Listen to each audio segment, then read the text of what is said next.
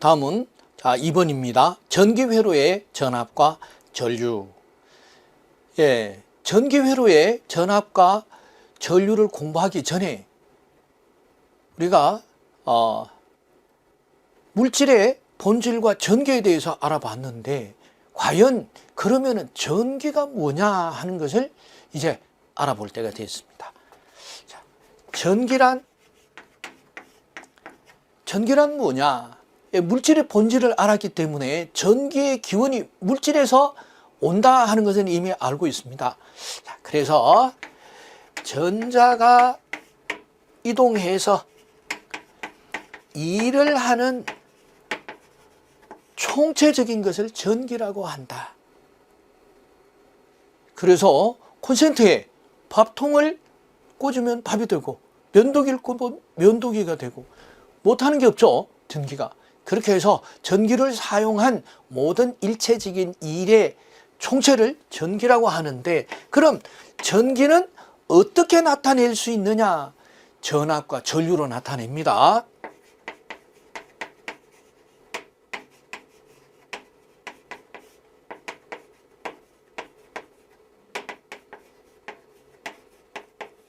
자, 전압은 약으로 V라고 나타내요. 그래서 영어로 velocity가 됩니다. 볼테이지. 그래서 이니셜이구나, 이런 게 보시면 되겠습니다. 그런데 전류는 커런트 해서 C를 쓰면 좋은데, 전기량, 전하량에서 C를 쿨롱으로 먼저 쓰고 있죠. 그래서 중복해서 사용할 수 없으니까 intensity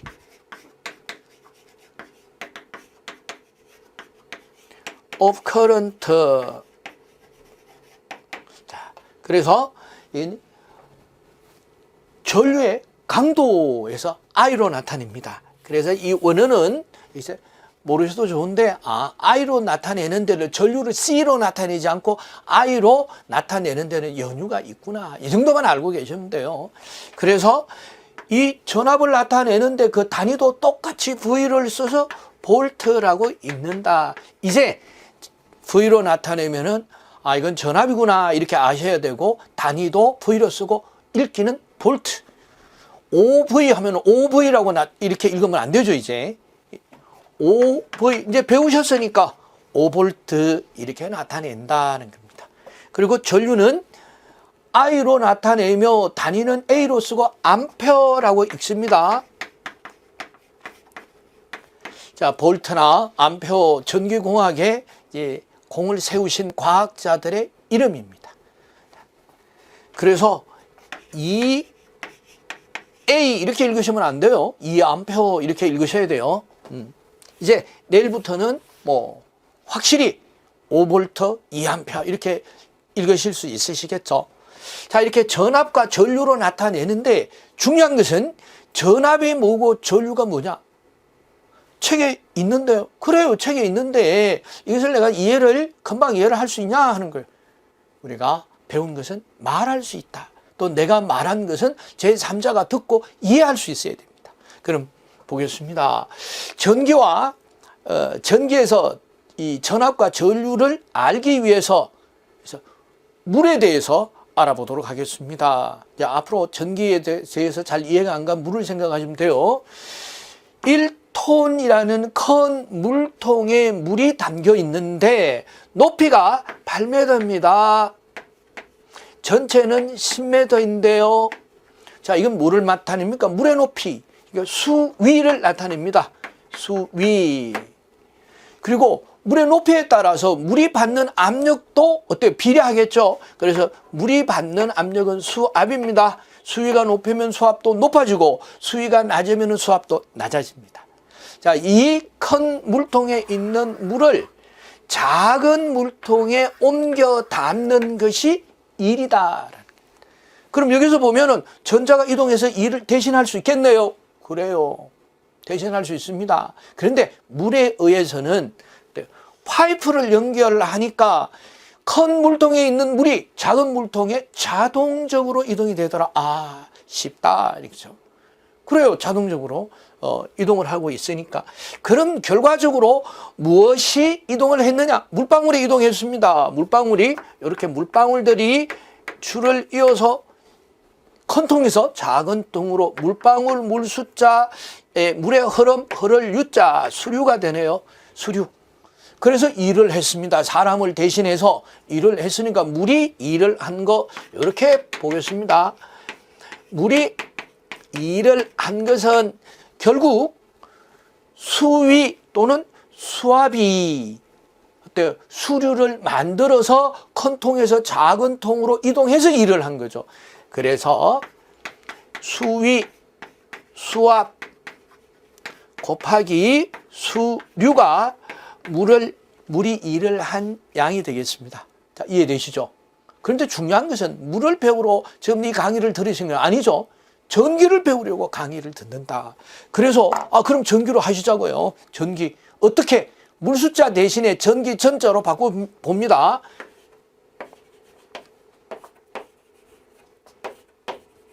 자, 그러니까 전위, 전압, 전류가 나왔습니다. 나왔네. 그래요. 그래서 그러면은 이 수위, 수압이 무엇을 말하느냐를 안다면은 전위, 전압을 알 수 있겠다라는 거죠. 그래서 수위, 수압은 물이 일을 하는 에너지를 말하죠. 그래서 물이 많으면 일을 많이 해요. 물이 작으면 일을 못 해요. 그러면 전압이 높으면 일을 많이 하겠네요. 그렇습니다. 전압이 낮으면 일을 못 하겠네요. 그래요. 그럼 수류란 뭐냐? 수류란 물이 일을 하는 세기가 되겠습니다. 자, 물이 일을 하는 에너지 양이니까 일을 얼마나 많이 하냐, 에너지 양에 따라서 이런 게 되겠고, 자, 물이 일을 하는 세기라고 그랬습니다. 그 일을 얼마나 빨리 하느냐, 아주 이 어감이 다르죠. 얼마나 많이 하느냐, 그럼 많이 빨리 하는 것이 좋겠죠. 이것이 바로 물이 일을 하는 양이다. 그럼 전압이란 뭐냐? 전기가 일을 하는, 그렇죠, 에너지 양이죠. 그럼 전류란 전기가 일을 하는 세기를 말하죠. 얼마나 빨리 일을 하느냐, 얼마나 일을 많이 일을 하느냐, 이해되시죠? 그렇다면은 전기가 일을 하는 힘은 뭡니까? 영어로 파워죠. 그래서 힘, 파워, 이건 파워 뜻합니다. 파워니까 전력이 되겠죠. 전력은 전압과 전류가 일을 했으니까 전압과 전류의 곱이 바로 전기가 일을 하는 파워, 힘이다.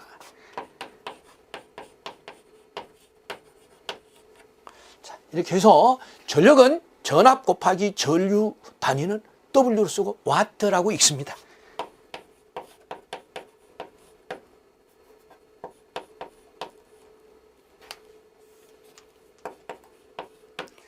자, 그런데 전기 일을 하는 거는 어때요? 그냥 일을 하는데 삽을 한번 하고 일 다 해서 아니죠. 그럼 어떻게 해요? 물을 퍼 담으면은 30분, 1시간 시간이 들어가죠. 그래서 이것을 뭐라고 하느냐? 전력량, 일량이라고 합니다. 그래서 W, 이건 일이니까 워크가 되겠죠. 워크의 이니셜 W를 써서 P 곱하기 T로 나타냅니다. 그래서 P는 전력량의 단위니까 단위는 와트, T니까 아워 혹은 세크로 나타내면 되겠죠. 그래서 시간에 따라서 일량은 단위가 틀려져요. 시간이 1시간, 2시간 하는 시간량으로 나타내졌다면 와트 아워가 되겠고, 그리고 초간, 몇 초, 10초, 20초 하는 초 단위를 쓰면 줄이 됩니다. 자, 그래서 와트 세크가 줄이 된다 하는 것도 시험에 많이 나옵니다. 제가 문제를 풀면서 또 말씀을 드립니다. 자, 지금은 어디까지 했습니까? 전기가 뭐냐? 전기는 전압과 전류로 나타낸다. 전압은 전기가 일을 하는 에너지량이고 전류는 전기가 일을 하는 세기다. 그래서 전력은 전기가 일을 하는 힘은 얘 둘을 곱해주면 되더라. 그럼 얼마나 일을 했냐? 얼마 동안 일을 했냐? 총 일량이 얼마나 돼? 시간이죠. 그래서 전력 곱하기 시간은 일량, 에너지량 W가 되고 단위는 와트 아워 또는 줄이 되더라. 이제 전기공학 다 공부했습니다. 전기는 전류 얼마입니까? 전압이 얼마입니까? 전력은요? 그럼 전력량은 얼마나 돼요? 이렇게 물어보는 것이 바로 전기의 처음이고 끝이고 어떤 문제도 이 문제를 물어봅니다. 잘 기억을 하셔야 돼요. 자, 그런데 한 가지 이 그림을 지우기 전에 이 그림 지우면 나중에 또 그려야 되니까. 그래서 지우기 전에 제가 여기 밸브를 하나 그렸습니다. 이제 이 개념은 아시니까 지우겠습니다.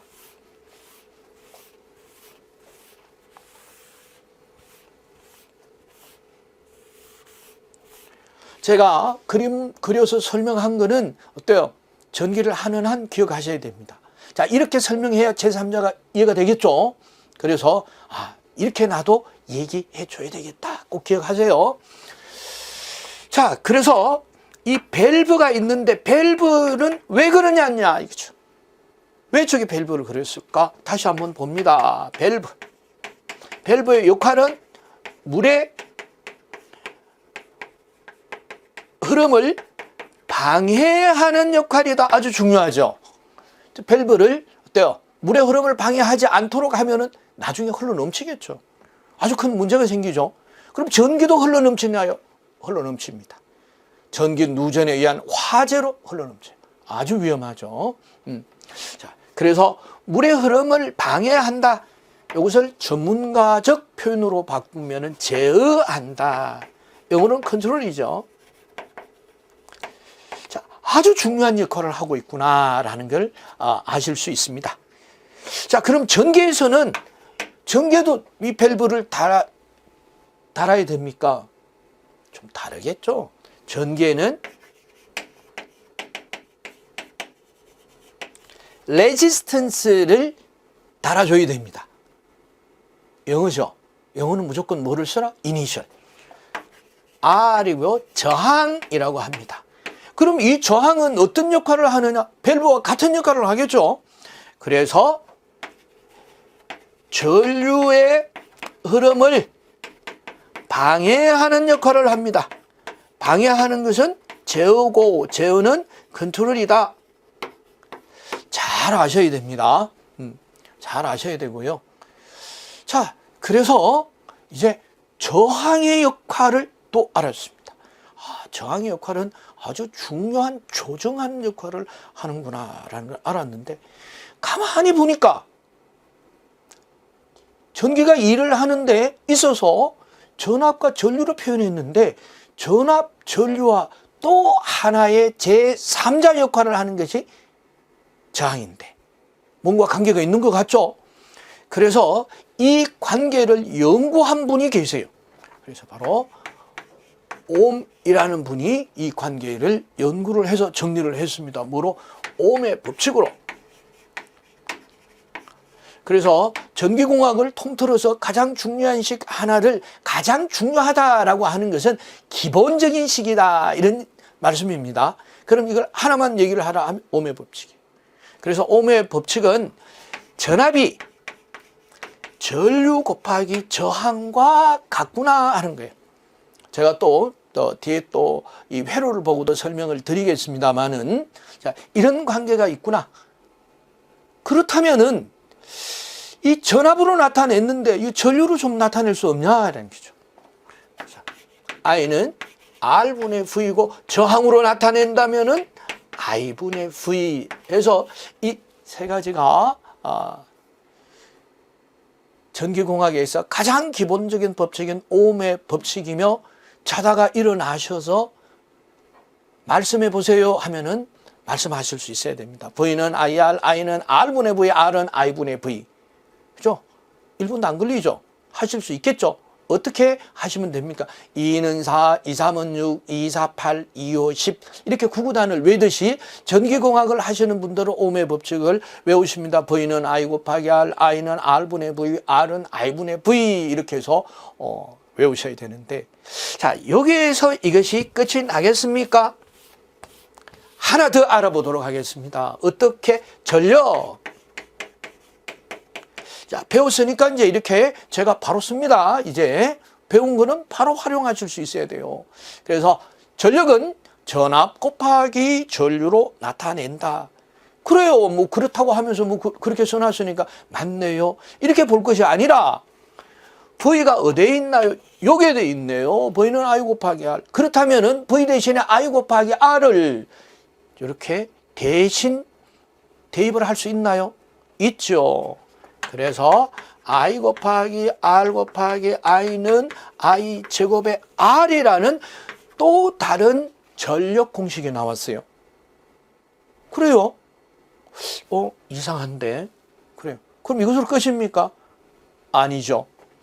이번에는 I 대신에 I는 R분의 V를 대입을 하니까 전력은 어떻게 해요? V 곱하기 R분의 V 하니까 R분의 V의 제곱, 결국 전력식이 3개나 됐어요. 똑같은 식인데 사용을 하는 경우가 다릅니다. 그래서 앞으로 전기공학을 어렵다라고 하시는 분은 바로 이것 때문에 어렵습니다. 제가 ohm의 법칙에서 전력 공식을 유도했습니다. 그럼 결과적으로 ohm의 법칙에서 전력 공식을 유도한데 사용한 수학적 어때요? 법칙이 뭐냐? 아주 중요합니다. 사용한 것이 전기공학적 사칙연산이다. 사칙연산은 2항입니다. 그래서 전기공학이 어렵습니다라고 말하는 분의 50%는 이게 안 되는 거예요. 사칙연산, 사칙 플러스 마이너스 곱하기 나누기 사칙연산인데 이것을 모르시는 분은 없습니다. 그런데 왜 안 되냐고 하느냐. 등고를 중심으로 해서 이 사칙연산이 2항을 하게 되면은 플러스는 마이너스, 곱하기는 나누기, 나누기는 곱하기, 어때요? 마이너스는 플러스로 바뀐다.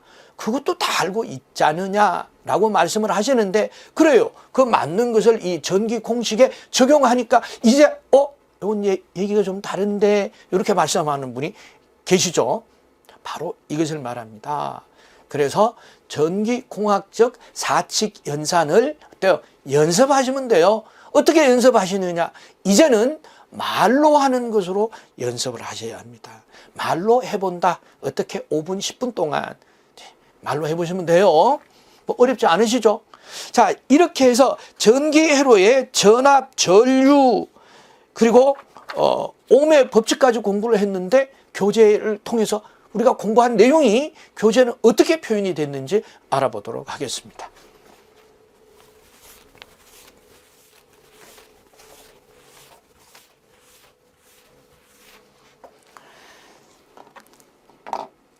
전기회로의 전압과 전류, 직류회로의 전압과 전류. 직류회로는 직류전원을 사용을 하는 회로가 되겠습니다. 자, 그러면은 여기서 전원이라는 얘기가 나왔는데 전압은 있네요. 전압을 발생하는 장치다 해서 전압은 DC와 AC, DC와 AC의 전압을 발생하는 장치를 장치며 전원은 능동소자입니다. 자, 잘 기억하셔야 됩니다. 우리가 앞으로 이 소자, 디바이스를 능동소자냐 수동소자냐라고 이제 구분을 하셔야 되는데, 능동소자다. 즉 전류를 공급할 수 있는 전원을, 그렇죠? 전원이 있다라는 점. 이것이 바로 능동소자입니다. 그 대표적인 것이 AC 전원, DC 전원. 그럼 DC 전원의 대표적인 건 뭐냐? 드라이 셀, 건전지입니다. 자, 전원 대해서 배웠고, 부하는 전원에 전류를 공급받아 일을 하는 것 좀 어렵죠? 그래서 앞으로 이제 DC 전원은 도기호로서 수직발을 짧은 것과 긴 것으로 나타내서 DC 전원을 나타내는데 긴 쪽이 플러스겠죠. 짧은 쪽이 마이너스. 여기 DC 전원. AC 전원은 극성이 교대가 돼요. 플러스 마이너스가 거꾸로 반복이 되죠. 그래서 원 안에 이런 물결파의 모양을 그려놓는 것을 AC 전원에 대한 도기호, 영어로는 심볼이 됩니다. 자, 잘 기억을 하시고요. 이제 부하에 대해서 알아보겠습니다. 직류회로의 전압과 전류를 알기 위해서 이런 기본 용어를 아셔야 되니까. 자, 모든 부하는 저항으로 나타내는데, 저항은 R이라고 그랬죠. 저항으로 나타내는데 저항의 도기호는 이렇게 용수철처럼 저항 단위는 오메가를 쓰고 읽기를 옴으로 읽습니다. 옴. 자, 이렇게 나타냅니다. 그래서 저항의 전원을 연결하면은 전류가 흐른다. 자, 다시 말해서 저항에 전류를 흘려주면은 V라는 전압이 걸린다. 이것이 부하라고 합니다. 이 저항을 부하라고 한다. 이제 기억을 하시면 되겠습니다. 전기회로는 제가 전기회로를 그렸습니다. 부하의 전원을 선으로 끊어진 점이 없이 이어줘서 전류가 흐르게 하는 회로를 전기회로라고 하고, 이 부하의 전원을 연결하는 방법, 즉 선으로 끊어진 점이 없이 연결하는 것을 단락시킨다, 이렇게 얘기를 합니다. 영어로 숏이라고 합니다. 숏. 쇼트가 터진다, 이 개념이 아니에요. 선을 연결한다. 그것도 왜 터져야 되느냐 하는 것도 ohm의 법칙에서 나중에 설명이 됩니다. 자, 이렇게 해서 전기 회로까지 알아봤고, 다음 전류에 대해서 알아보도록 하겠습니다.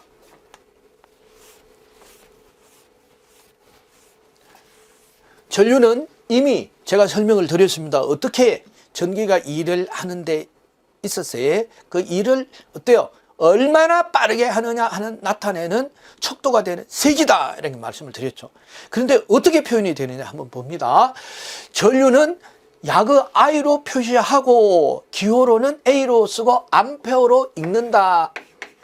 자, 공부를 했습니다. 이제 복습하는 거예요. 정리하는 거예요. 그리고 도체의 단면을 단위 시간에 통과하는 전하량이 바로 전자죠. 전자. 그래서 대전된 전자, 자유전자를 얘기해요. 전하량을 단위 시간에 통과하는 전하량이니까 어때요? Q는 I 곱하기 T인데 I는 T분의 Q죠. 그래서 단위 시간에 단면을 통과한 전하량을 어때요? 전류라고 한다. 어때요? 공식이 설명이 되죠? 그래서 이 공식을 어떻게 읽느냐? 1초 동안 1쿨롱의 전하를 이동한 전류의 크기가 1A다. 이렇게도 읽으실 수 있으셔야 돼요. 자, 이거 시험에 가끔 나와요. 어떻게 1초 동안 1쿨롱의 전하를 이동한 전류의 크기가 어떻게 되냐? 답은 1A. 쉽죠? 그래서 I는 T분의 Q, 그래서 Q는 I분의 T, I는 T분의 Q, 이렇게 나타낼 수가 있다. 전자는 그래서 마이너스에서 플러스로 이동을 한다. 왜? 전자가 마이너스니까요. 그래서 마이너스는 플러스로 이동하고 플러스는 마이너스로 이동을 하는데, 우리가 더 많이 알고 보편화된 것은 전류입니다. 전류는 플러스에서 음극으로 간다. 이것도 사연이 있습니다. 이것도 사연이 있는데 1차적으로는 전류는 플러스에서 마이너스로 흐른다. 자, 그래서 전원을 연결하고 제가 건전지를 그렸습니다. 건전지는 톡 튀어나오는 부분이 플러스고 반대가 마이너스죠. 자, 이런 전류를 표시하세요 라고 하면은 전류는 플러스에서 음극으로, 즉 플러스에서 음극으로 전류가 흐릅니다. 이렇게 나타내셔야 됩니다. 자, 이렇게 해서 전류에 대해서 알아봤습니다. 다음은 전압에 대해서 알아보면 되겠죠.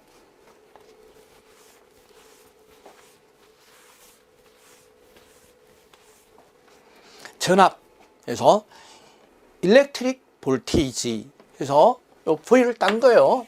전압의 정의. 전압이라고 했으니까 어때요? 압력이다, 압력. 그래서 전기적 압력의 차이를, 전기적 압력을 전압이라고 합니다. 자, 차이라고 했으니까 비교되는 부분과 상대되는 부분의 차이가 전압이죠. 그래서 물의 경우에는 수압에 해당이 된다라고 말씀을 드렸고, 그래서 물이 일을 하는 에너지의 양을 수위라고 하니까 전압은 전기가 일을 하는 이 에너지의 양이다, 이렇게 아실 수 있습니다. 설명을 할 때 이렇게 설명해야 이해가 되시겠죠. 두 점 사이의 전이차는 그래서 V, 야근은 V, 그리고 단위도 V라고 하고 있기를 볼트라고 읽는다. 전류는 전위가 높은 곳에서 낮은 곳으로, 마치 뭐처럼 물이 높은 곳에서 낮은 곳으로 흐르듯이, 물이 흐르듯이 전류가 흐릅니다. 이게 자연의 이치다, 이렇게 얘기를 하죠.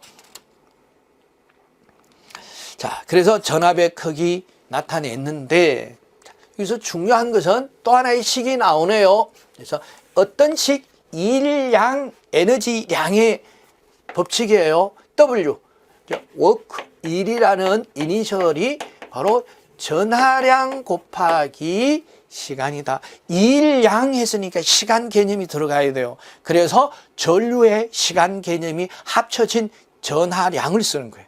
전하량 곱하기 V인데, Q가 제가 말씀드렸듯이 전류의 시간 개념이 들어갔다라고 했으니까 대신에 쓰면은 곱하기 V가 되고, VI 곱하기 T는 P 곱하기 T가 되더라.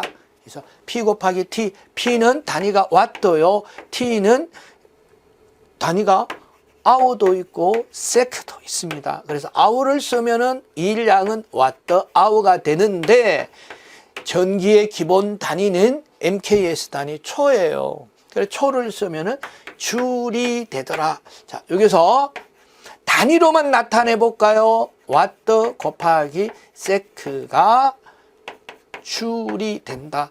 중요합니다. 시험에 출제가 됩니다. 많이 출제가 돼요. 왓더 세크가 줄이 된다. 자, 여기서 1kWh가 몇 줄이냐?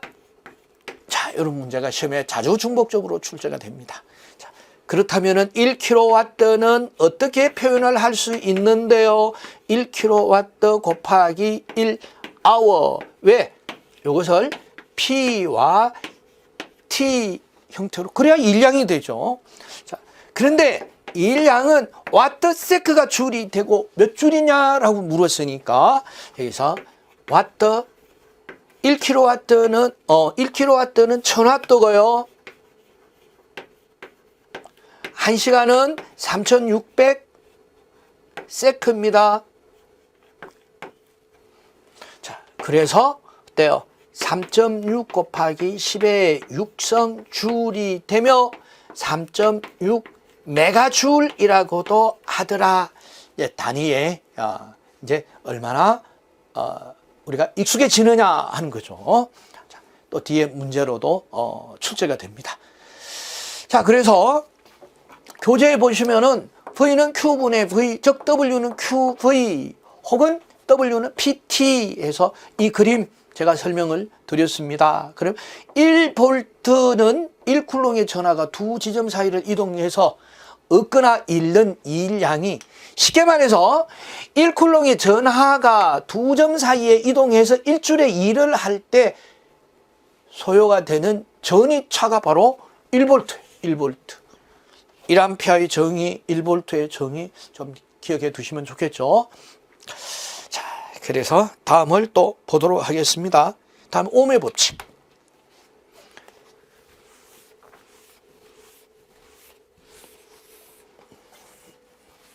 자, 옴의 법칙은 이미 제가 말씀을 드렸습니다. 어떻게? V는 I 곱하기 R, I는 R분의 V, R은 I분의 V가 되더라. 이렇게. 다시 말씀드리면은 저항의 전류를 흘리니까 전압이 걸리고 전압을 연결하면 전류가 흐른다 하는 것이 바로 옴의 법칙입니다. 자, 그래서 옴의 법칙을 알기 위하여 우리가 저항, 레지스턴스. 자, 레지스턴스는 저항하다, 저항체 이런 뜻이죠. 그래서 전류의 흐름을 방해하는 성질을 저항이라고 한다. 그리고 저항은 로 A분의 L인데 로는 고유 저항입니다. 그 저항을 구성하고 있는 구성체의 재질에 따라서 결정이 되는 이 저항이죠. 전류의 흐름을 방해하는 성질을 말해요. 그래서 저항체를 구리로 만들었냐, 철로 만들었냐, 알루미늄으로 만들었냐에 따라서 다 다를 수 있겠죠. 여기서 L은 전선의 길이입니다. 전선의 길이. 그리고 A는 전선의 단면적이에요.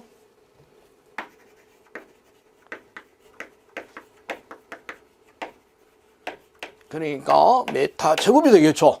메타 제곱. 자, 그래서 이 고유 저항으로 한번 나타내 보자라는 겁니다. 고유 저항으로 나타내면은 L분의 R 곱하기 A가 돼서, 자, R은 단위가 옴이고 단면적은 제곱메타가 되겠고 길이는 메타가 되니까 어때요? 이렇게 하나가, 메타의 단위 하나가 약분이 되죠. 약분이 되니까 결국은 옴 메타가 되더라. 이것도 기억하셔야 합니다. 고유 저항의 옴 메타가 되더라. 자, 그렇다면은 다음은 이 저항이란, 이 고유 저항은 어때요? 전류의 흐름이 방해하는 정도를 나타낸다면은 전류가 얼마나 잘 흐르느냐를 나타내는 것도 있겠죠. 이걸 도전율이라고 합니다. 그리고 이 저항은 또 컨덕턴스로도 나타낼 수가 있습니다.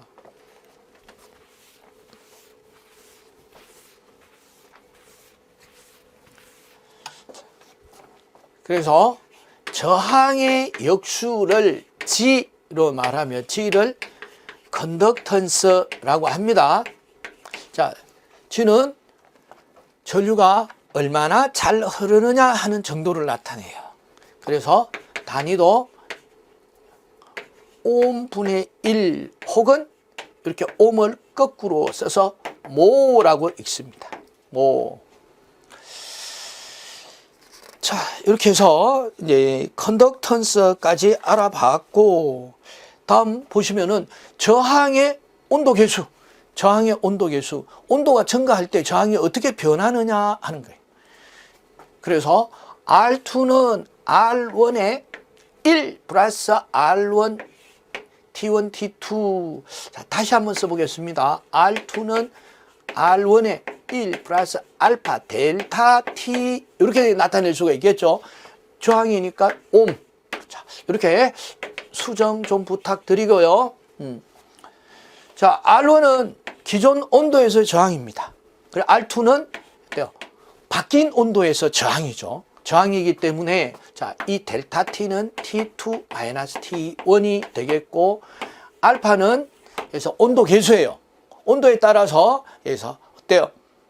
가감해주는 여기서 계수가 되겠죠. 그래서 234.5 플러스 T1분의 1 온도 계수가 되겠습니다. 자, 결과적으로는 이 식에서 우리는 뭐를 알 수 있느냐? 도체는 온도가 증가함에 따라서 저항도 증가한다. 얼만큼? 여기서 알파 델타 T 곱하기 R1이죠. 결국 R1 곱하기 알파 델타 T만큼의 저항이 올라간다. 이런 뜻이죠. 이해되셨죠? 도체는 이랬어요. 자, 이것을 정특성이라고도 얘기를 합니다. 그럼 반대로 되는 것도 있냐? 있습니다. 어떤 거? 반도체, 전해질, 탄소와 같은 것들은 온도가 올라가면 오히려 저항이 떨어집니다. 이걸 부성특성 이렇게도 얘기를 해요. 자, 같이 기억을 해 두시고요. 자, 응용 문제를 한번 보도록 하겠습니다. 백열등에 전원을 ON 했을 때, 켰을 때와 OFF 했을 때, 껐을 때의 저항은 어떤 저항이 더 높겠냐? 생각해 보세요. 방금 온도가 올라가면 저항이 올라간다라는 것을 배우고 나서 물어봤어요. 백열전등을 켰을 때 온도가 올라갑니까? 껐을 때 올라갑니까? 백열전등은 켰을 때 열이 많이 올라가죠. 그래서 켰을 때 저항이 껐을 때 저항보다가 더 크다 하는 거죠. 이게 답이 되겠습니다. 자, 그래서 저항의 온도 특성, 정특성, 부성특성, 정온도 특성, 부성온도 특성. 정온도 특성은 일반적인 도체예요. 부성 특성은 반도체와 탄소, 전해소, 온도가 올라감으로써 저항이 오히려 떨어지는 것을 말하죠. 자, 다음은 저항의 종류에 대해서 알아보도록 하겠습니다.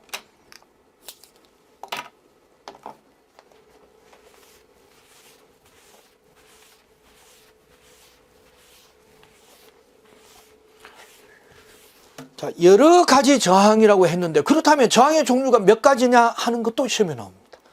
저항의 종류가 몇 가지예요? 답은 세 가지가 되겠습니다. 답은 세 가지가 답이에요. 그럼 그 종류가 어떤 종류가 있느냐? 첫째, 절연저항. 두 번째, 접지저항. 세 번째가 접촉저항이 되겠습니다. 자, 절연저항은 절연이라는 용어가 또 나왔네요. 절연, 이것도 아셔야 되겠어요. 절연. 여기선 전류가 흐르지 못하는 정도를 나타내는 것을 절연이라고 합니다. 그래서 이 절연저항이 필요한 이유가 뭐냐? 내부 도체에 전류가 흐를 때 인축에 접촉이 한다면, 사람이 만진다면 감전되죠. 그럼 전류가, 내부 도체에 전류가 흐르더라도 사람이 만졌을 때 이 감전이 되지 않게 하려면은 절연 피복을 입혀야 되죠. 어떤 특성의 절연 피복을? 전류의 흐름을 방해하는 정도가 높은 걸로, 그걸 절연 피복이라고 해요. 자, 그래서 내부 도체와 절연 피복 간의 저항을 절연 저항이다, 이렇게 얘기를 합니다. 그리고 절연 저항은 높아야 한다.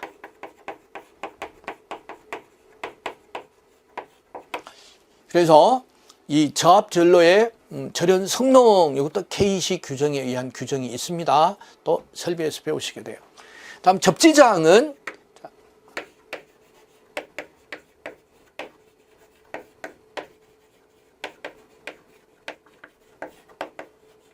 자, 접지저항은 접지극과 딴과의 저항입니다.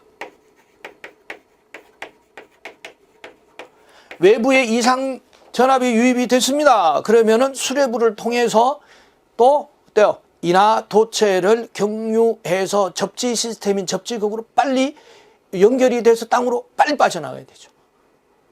그렇다면은 전류가 외부에서 유입되는 이상 전압에 의한 전류가 땅으로 빨리 흐르려면 저항이 커야 돼요? 작아야 돼요? 작아야 한다.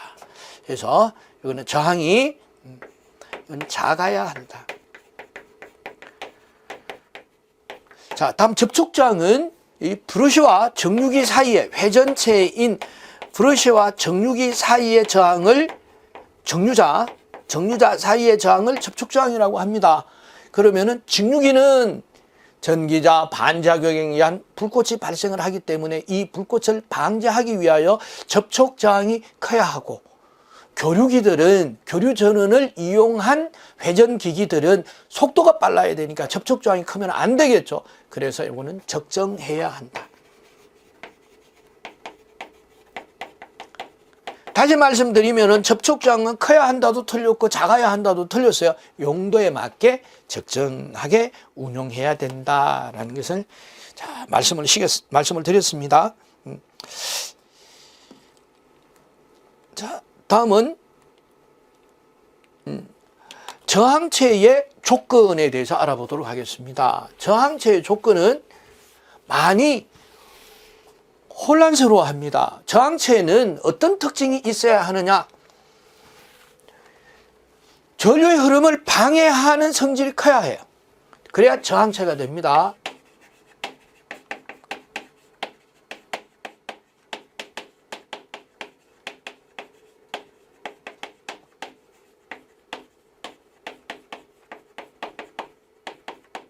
이 첫 번째 조건입니다. 그리고 두 번째 조건은 저항의 변화가 적어야 됩니다.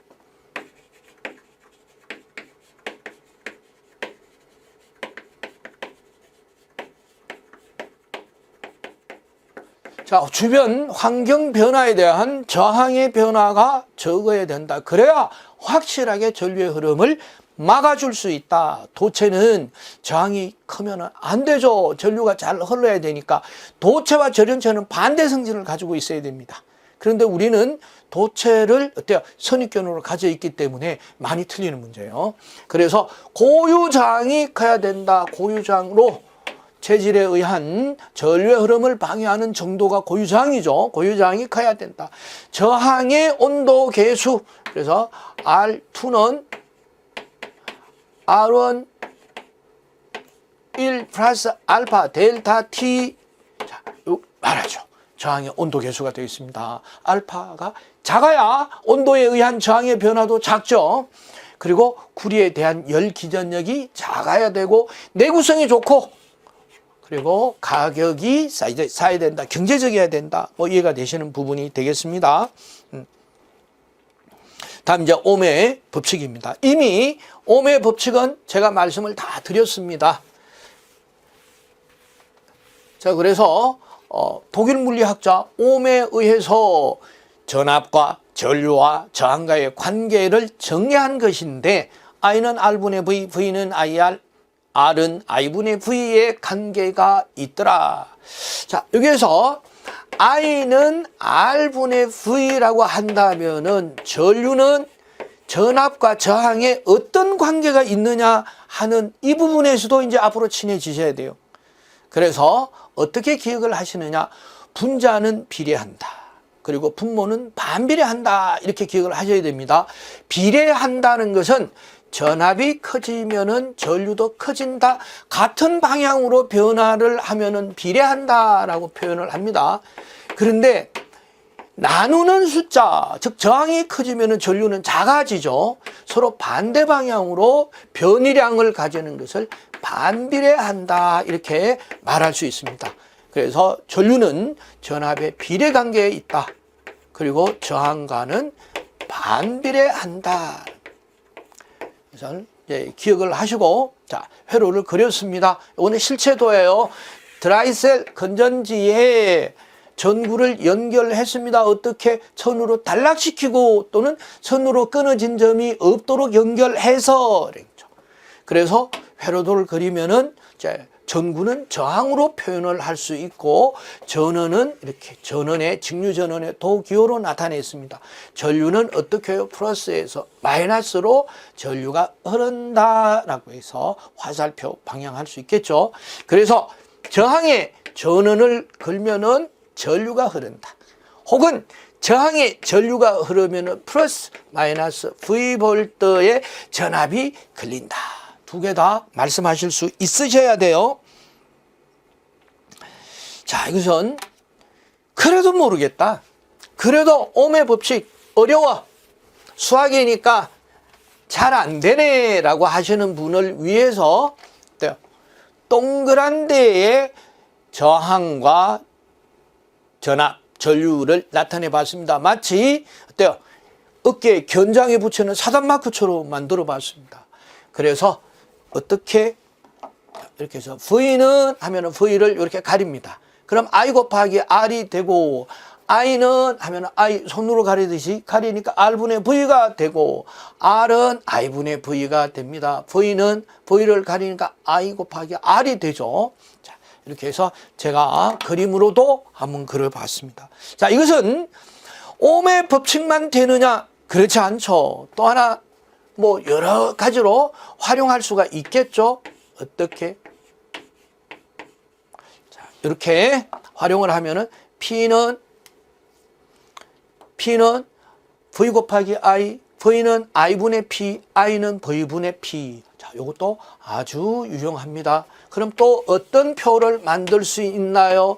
Q는 I 곱하기 T 해서 Q는 I 곱하기 T다. I는 T분의 Q고 T는 I분의 Q가 되더라. 또 하나의 표를 그릴 수 있겠네요. 어떻게? W는 QV가 되더라.